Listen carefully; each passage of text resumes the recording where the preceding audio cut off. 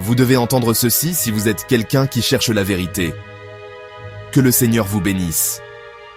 Vous suivez le Réveil de la Parole, un ministère basé à Ottawa, Canada. Lorsque Dieu a choisi d'annoncer l'événement le plus significatif de l'histoire, il n'a pas envoyé d'anges dans des palais ou des temples. Au lieu de cela, il a choisi un champ oublié sous le ciel nocturne. Cela révèle une vérité profonde. Dieu contourne souvent les puissants et les sages, révélant sa gloire aux humbles et aux personnes ignorées.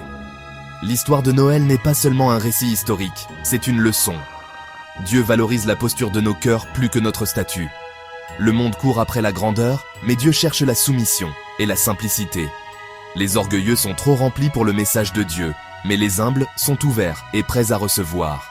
C'est le cœur que Dieu recherche, un cœur conscient de son besoin, prêt à être rempli d'émerveillement. L'évangile de Luc nous montre les priorités de Dieu. Tandis que César Auguste étalait son pouvoir, le plan de Dieu se déroulait discrètement à Bethléem.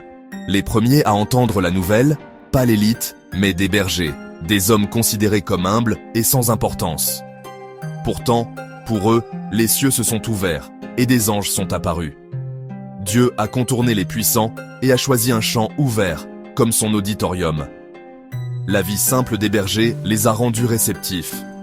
Quand l'ange a parlé, ils ont cru et obéi sans hésitation. Dieu recherche ce genre de foi, ouverte, sans artifice et prête à agir. Le signe de l'ange n'était pas une étoile au-dessus d'un palais, mais un bébé dans une mangeoire, un abreuvoir. Pour l'élite du monde, c'était absurde. Mais pour les bergers, c'était familier et significatif. Jésus, l'agneau de Dieu, est né parmi les animaux, dans un lieu que les bergers comprenaient. Dieu les a rencontrés là où ils étaient, parlant leur langue. La scène de la crèche montre que la gloire de Dieu se trouve dans l'humilité et l'amour, non dans le pouvoir mondain. Nous n'avons pas besoin d'avoir tout en ordre. Dieu cherche un cœur simple et disposé. L'un de nos plus grands obstacles à Dieu est nos propres attentes. Les chefs religieux voulaient un Messie conquérant, mais Dieu a envoyé un agneau humble. Nous cherchons souvent Dieu dans le spectaculaire et le manquons dans l'ordinaire. Les bergers, avec peu d'attente, étaient ouverts à la surprise de Dieu. Leur émerveillement, et non leur analyse, leur a permis de recevoir le message. Nous devons abandonner nos scénarios et laisser Dieu agir à sa manière. L'humilité signifie être ouvert aux plans inattendus de Dieu. Avoir le cœur d'un berger aujourd'hui signifie embrasser la simplicité et l'humilité. Nous devons reconnaître notre besoin de Dieu, sans prétention. La vraie humilité, c'est penser moins à nous-mêmes et répondre aux incitations de Dieu avec une obéissance immédiate. Les bergers n'ont pas hésité, ils ont agi. Ils n'ont pas été offensés par la naissance humble de Jésus. Ils se sont réjouis.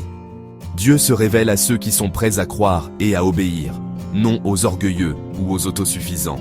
Le chemin vers Dieu ne passe pas par l'orgueil, mais par une humble descente. Ce Noël, Dieu cherche toujours les humbles. Il nous invite à déposer notre orgueil et nos attentes à la crèche. Priez simplement. Seigneur, je viens avec un cœur humble.